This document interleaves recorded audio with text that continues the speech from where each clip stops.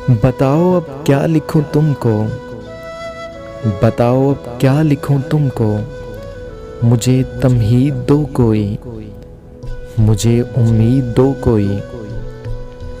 नया एक लफ्ज़ हो कोई जहाँ से बात चल निकले, मेरी मुश्किल का हल निकले कि तुमसे बात करनी है।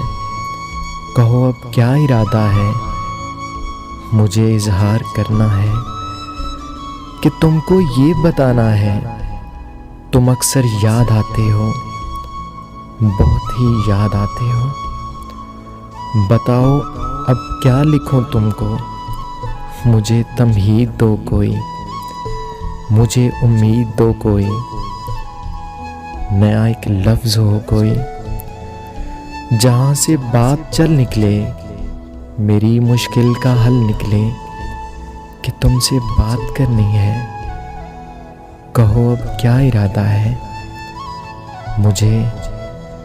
मुझे इजहार करना है कि तुमको ये बताना है। तुम अक्सर याद आते हो, बहुत ही याद आते हो।